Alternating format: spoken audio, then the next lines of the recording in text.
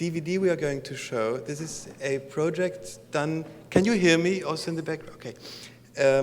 It's a project from the United States, and Viktor Frankl, when he came to Harvard University in 1962, Gordon W. Allport invited him to come and teach there. This was the time when Timothy Leary, whom many of you might know, he was like a prophet of LSD, when he was trying to get his research funded. Leary back then was a psychologist at Harvard University. And Allport went to Frankl and said, come to a meeting of the Faculty of Psychology because we are discussing whether Leary should be funded or not. And back then, the saying was, for the sake of academic freedom, Leary will be funded. And the rest of the story you know, because LSD spread like a wildfire, and with it many of the other drugs, like enhancing consciousness. So, and this was the time point when Frankl said, okay, liberty is very good, but we do need responsibility. And these are not two phenomena, this is one phenomenon actually. Yeah, because the other side of, actually the beautiful side of freedom or liberty is responsibility. Yeah. So he suggested that the Americans would put a statue of responsibility on the west coast, on the other coast anyway. Okay, so good. On the west coast. Okay, but whatever. But okay. Right. Okay. So this team of people, it's a foundation. They came to Vienna and interviewed Ellie Frankl, who is the widow of Viktor Frankl, the family, myself, and a few other people, and put a film together, a DVD, which we're going to show you because they sent it yesterday, I think, per express. I can keep on talking, but I wonder where the computer person is. There she is. Okay, I warmed them up. No.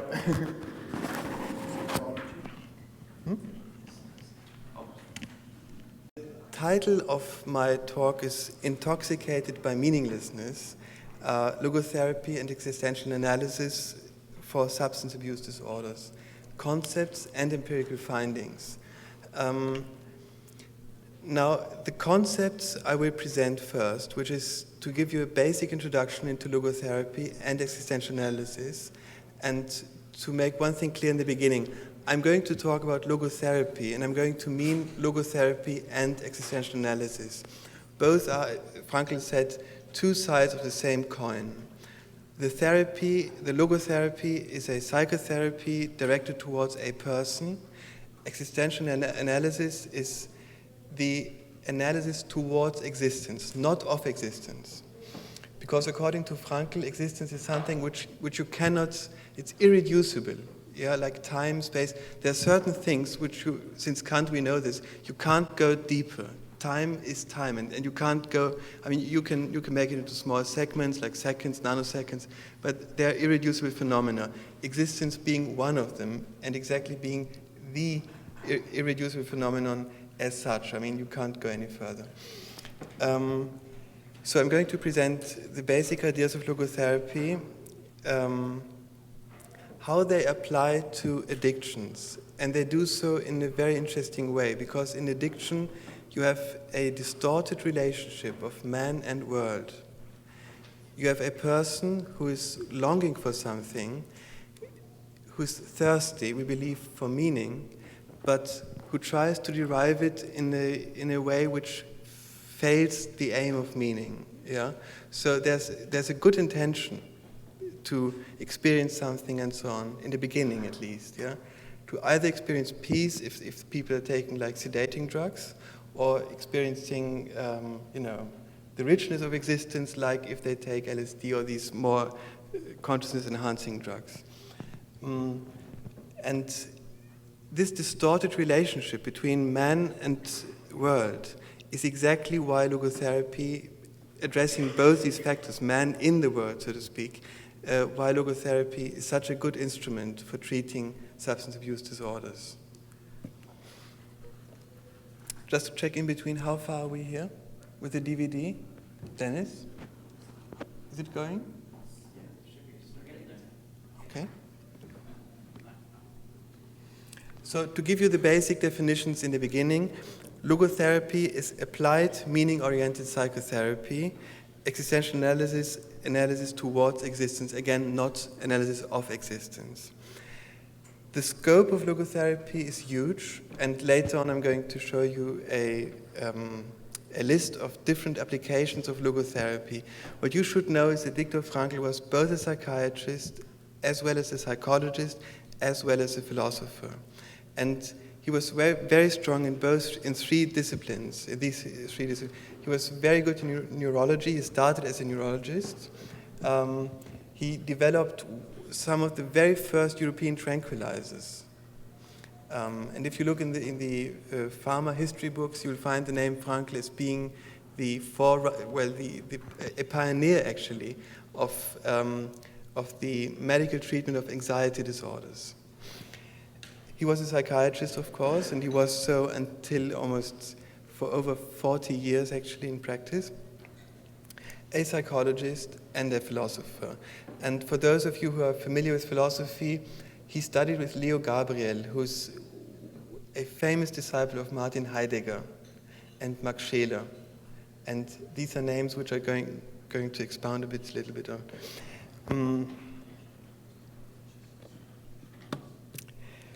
So, logotherapy as such is a psychotherapy, is or has a motivation theory, a personality theory, a very important one, a theory of cognition, like in cognitive science, a philosophical anthropology, which means it has a certain image of man, an epistemology,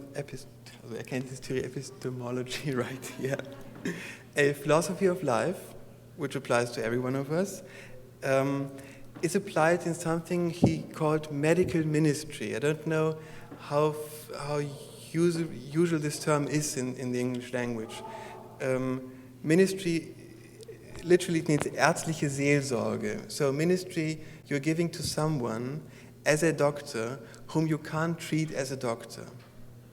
So if you have a patient who you know will die of cancer in a few months, you as a doctor and the patient both are facing death. Yeah, you can't heal him, but you can console him. And at the entrance of the General Hospital in Vienna, there's a saying which means to heal and to console. And Frankl was very fond of this idea. Yeah, to do as much as you can, but if you can't do any further, to at least be with the patient. Yeah, and in these situations, you and the patient are both facing existence in an irreducible way. Death comes for each of us. And so we are in the same boat in this case, patient and therapist, or patient and doctor. But if you have a sound philosophy of life, and that's how these things are interconnected, if you have a sound philosophy of life, you have a certain trust and a certain strength which you can give to the patient.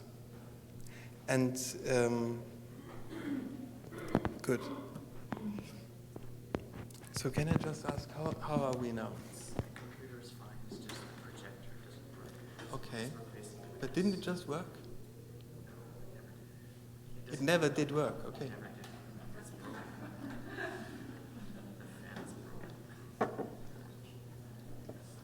And you have another projector. Oh, yeah, Emily, of course. All right. So the others know a little bit, heard the name Viktor Frankl, but are not all too familiar with it, right? Is it well summarized? Okay. Those of us who aren't would still rather you go ahead and present, I think, and if we don't get something, we can ask you later, maybe. Okay, so since this is, yeah, that's a good idea. Thank you, Julie. What we could do is that I'm going to just talk, and if you have questions in between, ask them, because this is a consecutive talk, which means that you have to grasp the basic understanding in order to get, to understand it more. Okay, Now, actually, I wanted to talk about the pedigree of logotherapy, the intellectual pedigree, so that you understand its background. Frankl, as a young student, actually as a pupil in school, started to listen to Sigmund Freud's most famous disciples, Hitschmann and Federer. This was the time when Sigmund Freud was starting to teach at Vienna University, but Vienna University was very strict, and also you should know that these were very anti-Semitic times in Vienna. It was long before Hitler annexed Austria, but still it was in the air, so to speak. So Freud had a very hard time at university. He never became a full professor, for example. Yeah, he only was an assistant professor, Sigmund Freud himself. Yeah. And there was something which you don't perhaps have here, which is called Volkshochschule, which is like a public university.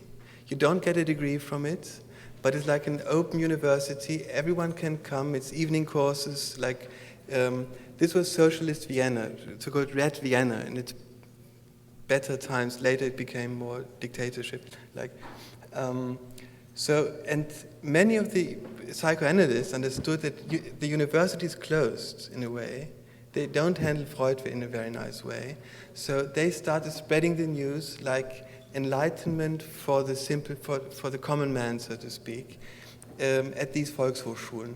And one of the most keen listeners to almost each of these courses was Viktor Frankl. Back then he was 16 or 17 years old. When he was 17, he started to write letters, one letter actually, to Sigmund Freud. And as a big surprise, Freud answered in about 1 to 2 days. And that started a very long correspondence between Sigmund Freud and Viktor Frankl, again, Freud being in his 40s and Viktor Frankl being a teenager, actually. Yeah. Unfortunately, these letters don't longer exist because when Frankl was deported, his things were taken away from him. And we tried in the archives of the city, but they're gone. In 1922, Viktor Frankl wrote a little article about head nodding and shaking and seen through the lens of psychoanalysis, seen actually through the lens of libido theory. And he said, in a way, this is an extension of orgasmic movements, and this is of chewing.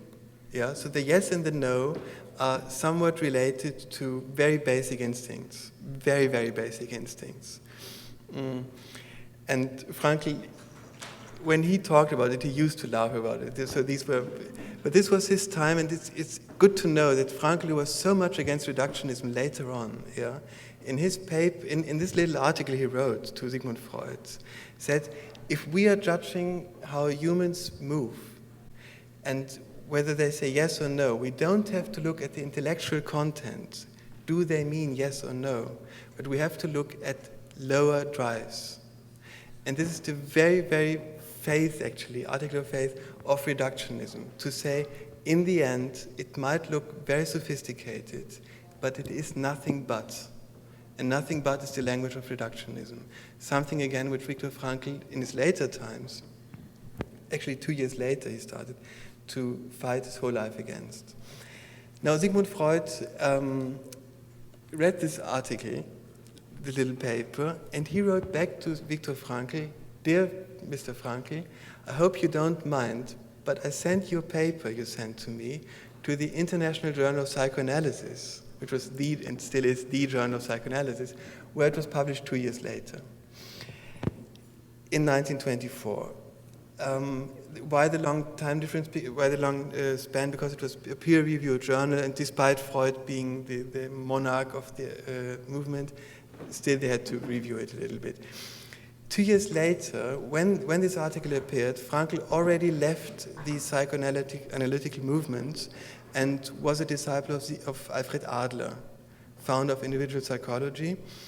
And Adler and Frankl, there's a very strong connection between the two, and even today between individual psychologists and logotherapists. Adler understood the human being as part of a bigger world, namely the social world. Again, Frankl flirted with these ideas, but not for a very long time, because also the social world is only part of existence. So we start with Sigmund Freud, which is just inner psychical, so to speak. Yeah? Man is a constant battlefield of what is happening in us. Adler, the circle is bigger because it's how you relate to others and how you compensate inferiority feelings and so on. Still, it's a small world because we don't only exist in the social world. And Frankl opened it up and said, look, we have to see the human person in existence, which is including our inner battlefield, including our social world, but including things which are not yet there, things which can be, things which can hope for, faith, love, all these things which are not realized in matter, but which do have material substrata, correlator, right?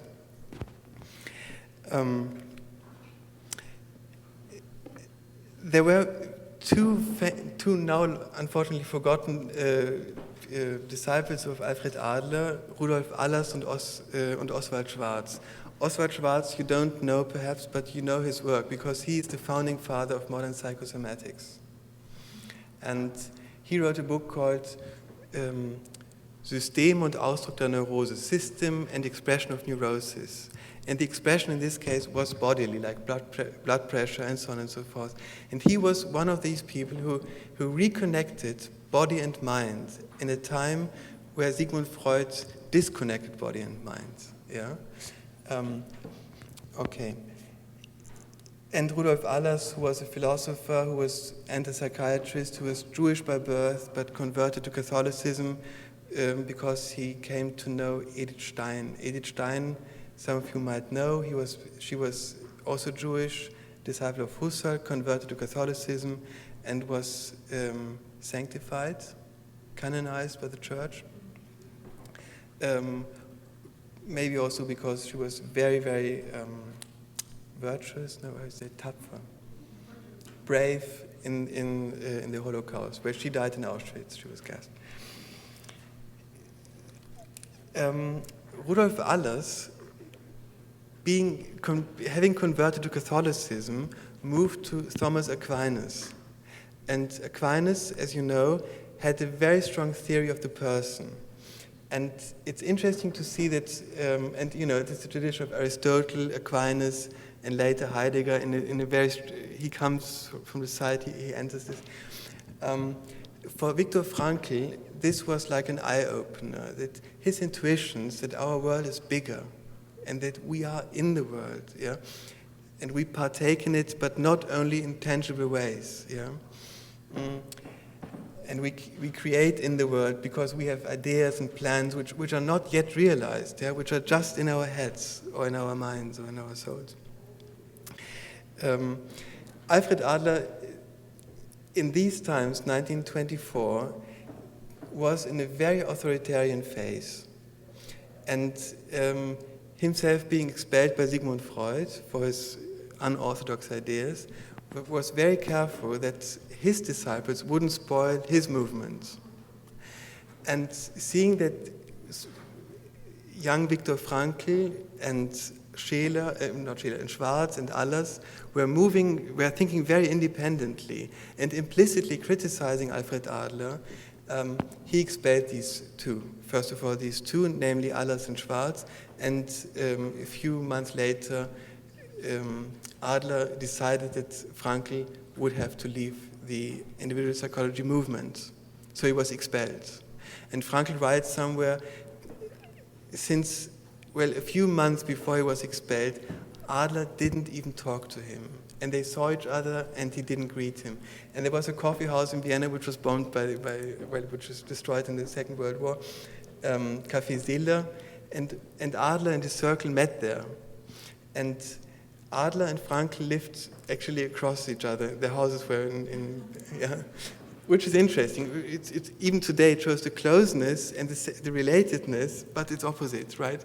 So there are similarities, but they are not exactly on perfect terms, but on good terms.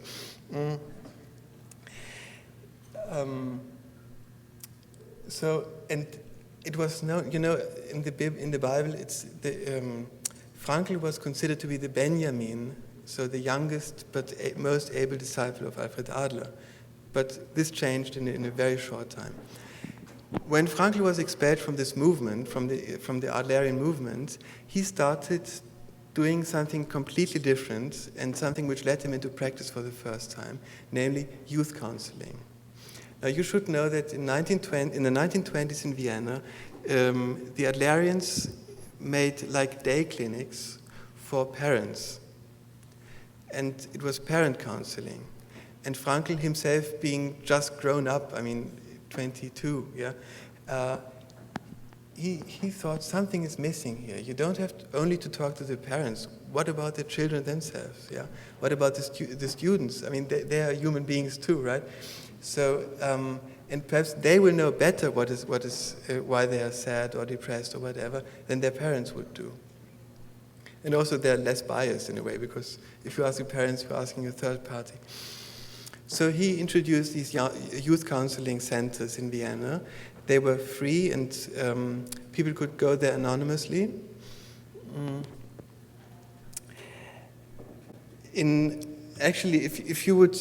If this would be working, I would show you the very ancient, what we have in the archives in Vienna of the first leaflets of these youth counseling centers. In 1930, Viktor, what I should tell you, Charlotte Bühler, Rudolf Dreikurs, August Eichhorn, at least in Europe, these are names when people light up. These were very, very famous Adlerians, and all of these were volunteers and helpers in Frankl's youth counseling program. So they were split all around the city. There were private flats, centers. There was something like a day clinic where children or young people, students, and so could come and getting counseled. In 1930, Frankl became aware of a rise in suicide rates among students and Schüler. What is Schüler? School children. Our monuments can teach us about the ideas that unite us in our diversity. The values that sustain us in times of trial. Okay, this is a bit That chaotic. inspires generation after generation. But, time is moving. To perform extraordinary acts of service. Okay, but Our should we see this now, Dennis? Tell us a great deal about America's commitment to life, liberty, and the pursuit of happiness for all. The Statue of Liberty is the most recognizable symbol of freedom in the world. Her message is essential, poignant, and colorful. Okay. So, Some 40 years ago, the noble definition of freedom was advanced by a man who had lived through the most intense human deprivation imaginable as a Holocaust survivor. His name? Dr. Viktor E. Frankl. In his landmark book, Man's Search for Meaning, he reasoned that liberty alone was not enough. Rather, true freedom, our freedom, is more correctly the sum of liberty plus responsibility.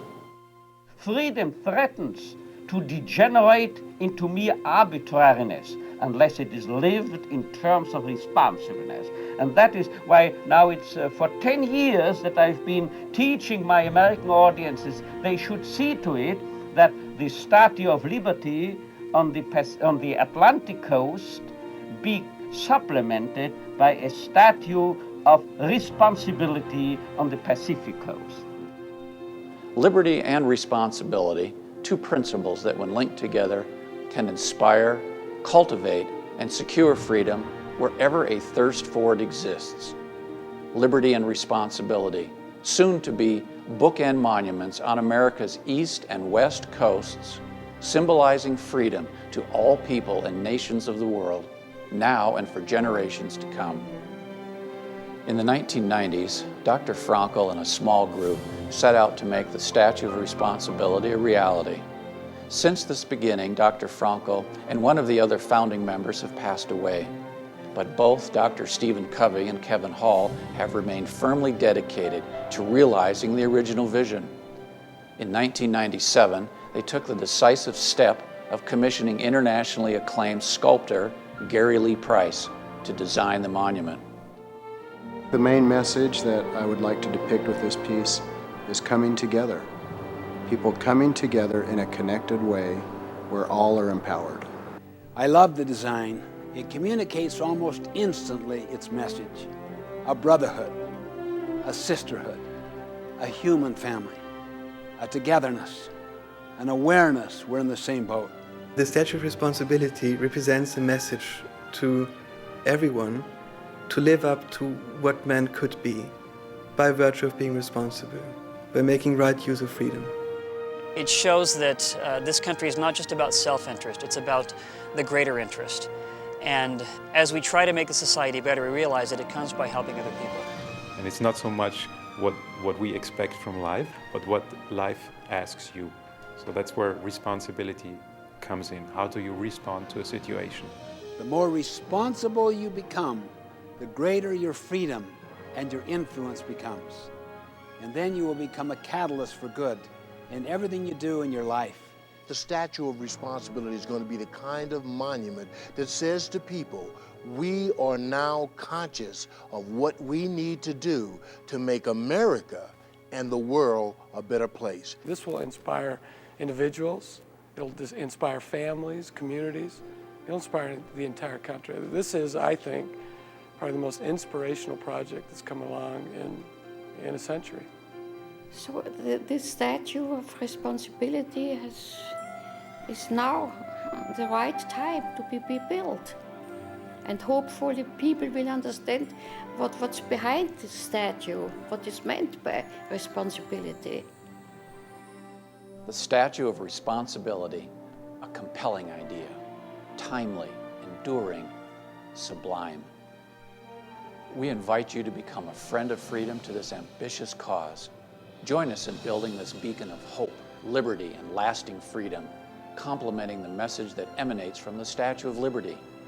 Join us in building the Statue of Responsibility.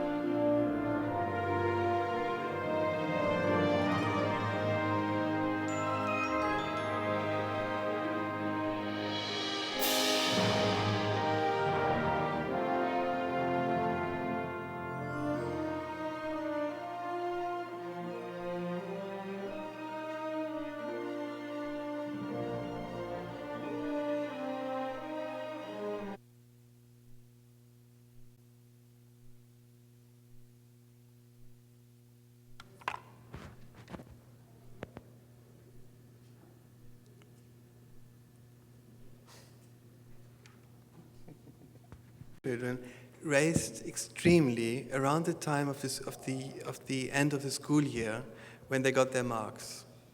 And again, you have to imagine we are thinking about a time in Vienna when it was a very authoritarian society, and these children had no one to talk to. And if you talk to their parents, they would of course say, look, he or she is not doing well enough, and so on and so forth. So they introduced a special youth counseling program at the time of the end of the school year. In 1930, and you have to know, it was really everywhere there were leaflets, and in the schools, in the newspapers, and so on and so forth. Through this program in 1930, the suicide rate of students in Vienna fell significantly. In 1931, it was the first year for decades there was no single suicide among school children in Vienna. Now, so Frankl really, in these times, collected experiences. Again, moving from Freud to Adler, from Adler to his understanding of existence being more, and if existence is more, the human being is more, because we are part of existence. And at the same time, this was not only theory, because he saw in his counseling programs what is moving a person. In 1932, And these were, again, just imagine 6 years later, Hitler would march into Austria. These were these were thriving years in a positive and negative way. In 1932, joblessness, there was a work deficit among the young people. And these were the next who came to the youth counseling programs. I would say in 1933, Viktor Frankl, he wrote an article then about his experiences as youth counselor, and this was to become the founding stone of logotherapy. Because in this article, and I'm going to read it to you, he wrote the following: young people come to us with a variety of symptoms: apathy, depression, addictive behaviors, etc. These young jobless are not so much desperate because they have no work. What they are desperately missing is the feeling to be there for something. The knowledge, so feeling to be there for something, the knowledge that their lives are not devoid of meaning, which is the basic motivational program of logotherapy, man's search for meaning. Now the therapy. I ask these patients whether life is only meaningful if one works for several hours a day. And then they have to admit that work isn't the only means to be good for something. We are observing, writes Frankl, we are observing a depression which is not so much psychological in origin, but stems from the misunderstanding that to have no job equals having no meaning in life. The counselor or therapist, unfortunately, cannot change the economic situation of the young people, but he can change their attitude towards it. In this small paragraph, there are 4 basic concepts. Number 1, there's a will to meaning, and it's a depression which is not so psychological.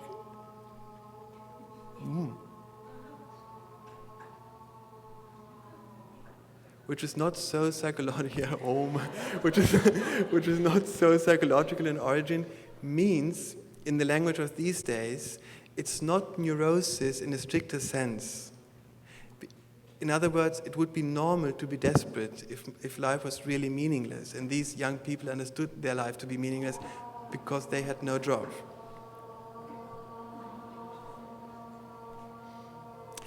The third is his question. I asked these patients whether life is only meaningful, and then they have to admit no. This is called Socratic dialogue, Sokratischer Dialog. It's a technique where actually it's not a technique, it's really appreciating the dignity of the patient. It's inquiring together with the patient, not telling him life is meaningful even if you have no job, or there are many other possibilities to fulfill, experience meaning, but to lead him to the understanding which is resting in him or her through questions. Yeah, so you evoke it. You know, Socrates, it was like birth, helping a child to come onto earth. It's the same with ideas or attitudes. And the fourth is what Frankl called attitudinal values. So the counselor cannot change the economic situation, neither can the patient, but he or she can change the attitude towards it, which is our very last freedom. Yeah. Under normal circumstances, we can experience, and our life is full of rich experiences. We can do something like creative values. We can act and make use of our talents and create, to give something to existence or to take something from existence. Thankfully, take means to experience, like music, beauty, whatever. Persons, to love someone, like to experience him in his uniqueness, to do something. But if this doesn't work, because existence doesn't give us the circumstances, we can at least have another attitude towards it. And again, about 10 years later, you would find Viktor Frankl in the camp of Theresienstadt, practicing what he's writing here about, not knowing back then what would happen 10 years later. So in this article, you have the basic foundations of logotherapy.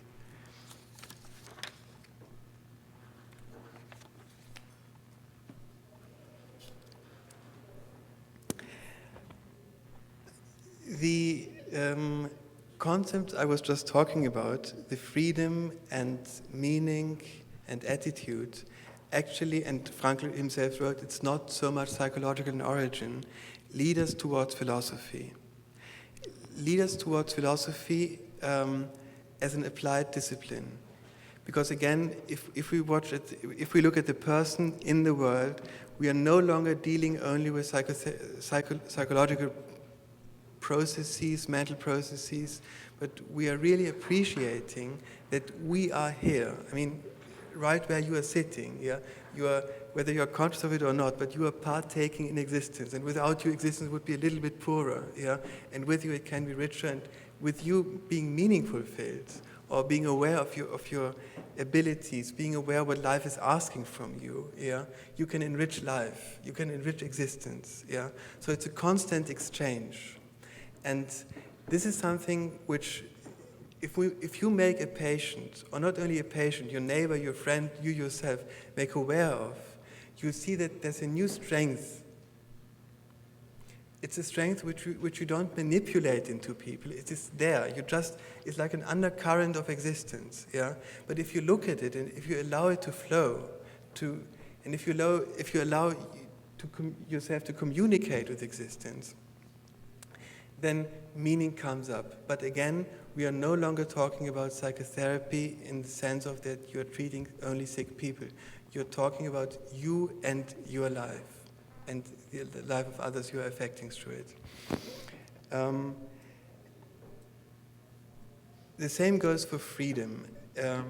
In psychology as a discipline, and I'm doing cognitive science at university, and even more there, we are trying to explain what makes us tick, what makes us move, why we did something.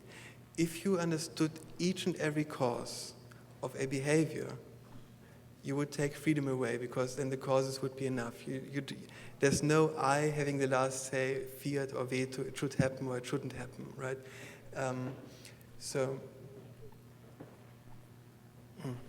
Okay, wait, how is it working?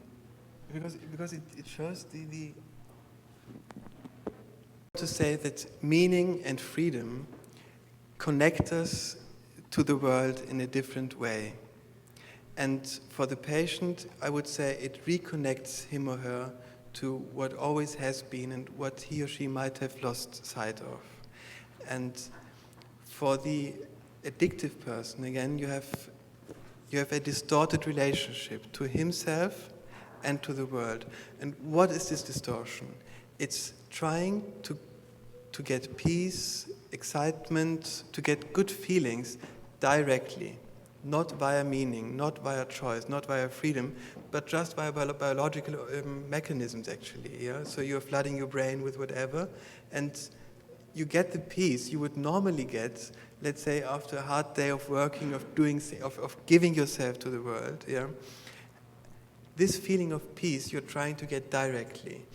And Frankl always said, and this is very important to know, and if you look around in your own life or in your own area of living, the things which we are really striving for are always byproducts. So happiness comes by doing something which makes you happy. The feeling of self-worth is not only a feeling, but the knowledge that I'm worth something only comes if I proved myself in a certain way to be worthy of being self-worth, yeah, or just to accept my basic dignity. Lust, like in physical love, comes because you love someone, yeah. So it's directed. It's never directly. You can't intend these things. These are rewards, yeah. These are byproducts. And if you're striving to them directly, what you're doing is you're reducing, actually, man to his basic drives, as Frankl himself did when he was very young. Yeah. So you say, don't forget about the sophisticated, let's say, Überbau, like Marx would say. This is only like compensation, sublimation, whatever. So you reduce these things and just go directly for the nectar, so to speak. Yeah. Just if this works, why doesn't the rest work? Because it doesn't make any sense. Okay. Okay. And there's another thing which Viktor Frankl often quoted and which is very important. I'm going to say it in German first. Oh, it's the computer. I thought it's the... Okay. Thank you very much. So, Martin Heidegger, who is, I think, familiar also in Canada, he said, wo immer der Mensch existiert, wo immer der Mensch ist, geschieht Metaphysik. Wherever man is, metaphysics happens. Yeah? You don't have to do anything for it. It's just you being there. Yeah? Das Dasein, existence. Yeah? And metaphysics happens. Metaphysics, higher philosophy in a way. Yeah? Oh. And maybe this will work later. I just noted down a few phenomena which are daily phenomena, which are ordinary phenomena, but which show that we are not talking theory, but we are talking everyday life. To be, to love, friendship, hope, courage, forgiving, being attentive, being interested, like giving your mind and your soul to something or to someone. To be creative, to experience, to like something, to be fascinated by something, to tolerate something, which is even, I mean, if you try to reduce man, yeah, the phenomenon of tolerance doesn't make any sense, because tolerance means you implicitly you dislike something, but still you endure it. I mean, if we were only lust-driven mechanisms, it wouldn't be there, yeah? So these are small little traces of ordinary life which lead us to what Frankl calls the noetic dimension of man, which is something like a third dimension besides mind, besides body, and mind being all these mental processes like cognitions and so on, emotions, something which can handle mind and body, which is, so to speak, which has a steering wheel, yeah? And this is where freedom enters. Body and mind, and most of you are therapists, so you know this, body and mind are closely connected. So closely connected that Viktor Frankl termed it psychophysicum, meaning that where the brain moves, the mind moves. I mean, just have fever, be tired, get drunk, and you see that the mind moves where the brain moves, and vice versa, of course, yeah? Think about something which gives you the chills, and your body obeys. Still, these are things which are in time and space, and they are conditioned. They are conditioned by our genetic inheritance, predispositions, by our upbringing, by our past, and so on. The noetic dimension is the real me, or the real you, and this is the one to whom these conditions are only material to work on. Let's say that someone is Frankl said it in German, man muss sich von sich selbst nicht alles gefallen lassen. You don't have to obey, or you don't have to give in to what you are inclined to do or not to do. So the best example is Frankl himself being a mountain climber, precisely because he had anxiety of hate, Höhenangst. Yeah? And he really enjoyed it. I mean, in the beginning it was a challenge, but in the end it was great fun for him. Yeah? And he did it until he was 75, I think. And then he started steering in airplanes. So you see there's something which is called the defiant power of the human spirit, something which gives you the strength to handle yourself, to be a good self-manager. Again, this only works because we are not directly heading towards that which gives us sheer pleasure, but because we are going towards that which is meaningful, that which is beautiful, that which we can give or take, and as a byproduct gives us happiness.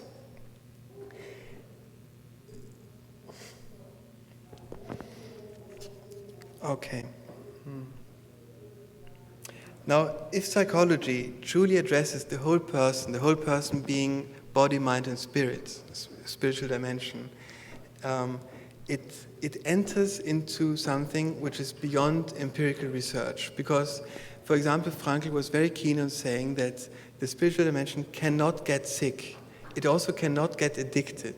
And if you're talking to someone who's somewhat addicted, but not totally, given into it, he will have a bad conscience about it, he or she. Why? Because there's a split between the body and the mind craving for a substance which gives one peace and or happiness or whatever. And on the other hand, there's a spiritual dimension which tells you I'm missing something in life. So our spiritual dimension and meaning, which is out there waiting for us to be grasped, to be realized, corresponds. And on a lower plane, the drives and that which is fulfilling corresponds.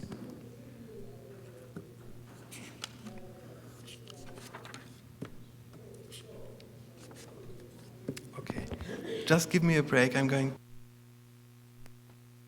enduring this.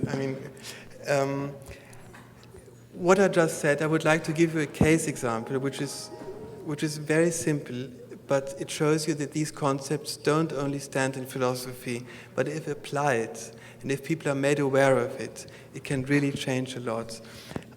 Now, this is from a case history.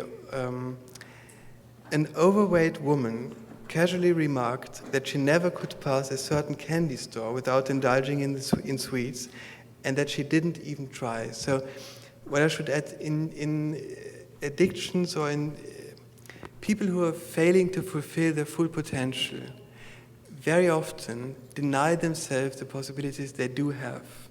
And many of your patients, probably, you just think, well, you have it, why don't you use it? And if you tell them, yes, you are free and you're a meaning-searching person, it doesn't really work because the person blocks it out. But it's very good to take him. Forget about just sitting or lying on the couch. Take him out and show it to him. So in this case, I being not me but the therapist, I interrupted her in the midst of our session and suggested putting on our coats and walking past that store, the sweet store she could never go besides me. We could just as well continue our discussion on the street, I told her, and she could see for herself if she had willpower to resist sweet temptations. And she resisted. Very easy. Since then, she walks purposely past that store to prove to herself that she can indeed resist. Now, this is a tiny lesson. It's a tiny lesson, but it can have a huge impact. It's not restricted to this one sweet store. Yeah. So, such an aha experience, you know the term aha experience? Even if it concerns a relatively insignificant episode, is a turning point. Because you just put a person who's always in the steering wheel, you just put her hands again on the wheel, actually. Yeah. She's sitting in the driver's seat and you give it, yeah. And this reawakening of freedom and responsibility, as you just saw, yeah, can have such an immense impact. Now, and if you have the patient, if the patient is that far, the next question is, okay, freedom from or towards what? And that's very important. Frankl defined freedom as unconditional, and he said it's not that we have freedom. In the spiritual dimension, or noetic dimension, we are freedom. Why is it so important? Because everything you have, you can lose. Everything you are, full stop, existence in you, right? But again, it's not a freedom from conditions. So this woman still has to resist something, so there's desire, right? But she has the strength to defy, if necessary, to defy desire. Or if it's fine, to give in to desire. It's not always abstinence. This is important, very much important, also in... does it work now or not? Can you see the picture on the screen? Can you see the picture on the computer? Look, there's a component in the newer computers where you have to go in and... What I can say is that there are, first of all, 3 different concepts of meaning in and of life, which is important because, especially at the meaning-oriented conference, people sometimes confuse at least what logotherapy would say. According to Frankl, we have to differentiate between 3 types of meaning. One is the meaning in life, meaning the meaning of the very moment. Yeah, something which keeps you in the present, looking at what is in my realm of possibilities, what is in my realm of fate, so what can I change and what can I not change. Since it's a freedom to and not a freedom from, the desire is still there, and the patient very often is stuck in the realm of fate, of the things he or she cannot change. So a patient will come and say, I've got my childhood was like this, and I feel unhappy now, and so on. It's okay, and it's true, and appreciate the dignity of a person who's in trouble, but at the same time, as a therapist, move his view to his possibilities. And there are many. There are many. He's going to you seeking for help. He need not. I mean, he could do something else.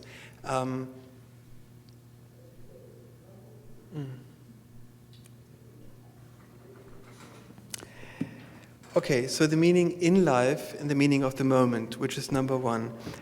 The meaning of life, which is much more a theoretical entity, meaning something, Frankl said, the meaning of a whole life. And this comes to us, if we are lucky, at our deathbed only, because you can only understand, Frankl said, you can only understand a film or a theater play at the end of it.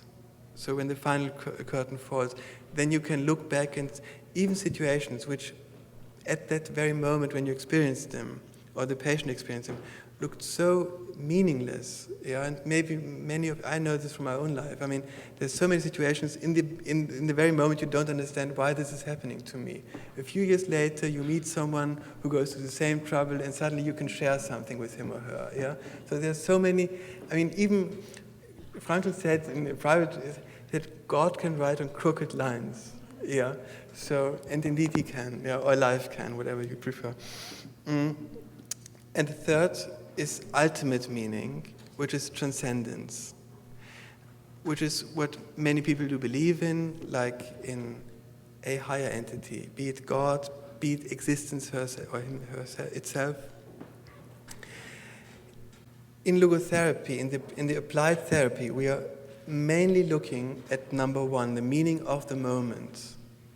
And it's important to differentiate between these, because having a faith, having a belief, in a certain way puts a bracket on your life, in your life, and says everything I experience is in one way or the other meaningful, because I have faith that there's a higher entity and so on. This might be true, but still, even if you are a religious person, you have to manage your day-to-day life, and you have to be aware of the meaning of the moment. Otherwise, you are missing it. If you're missing the meaning of the moment, when the final curtain falls, there will be less light spots because you fulfilled less meaning. And so you see, it's in logotherapy, we are really looking at the concrete meaning. Very often people misunderstand this. Very often people think that if you just give a patient a general feeling that everything in a way is all right or will be all right, yeah, it's very reassuring. It's very good to know. And it's, empirically speaking, there are many studies showing that it's also psychohygienically, it's very good to know this. But it doesn't release you from, I would say, this higher meaning is a gift. The meaning of the moment is something life asks from you.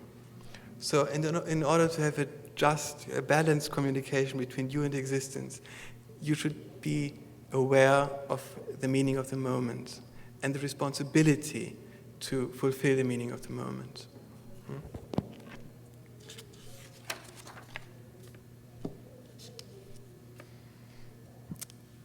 Okay. Wow. Thank you very much. But how long do I have? Is it 11:15 or 11 o'clock? 11 o'clock?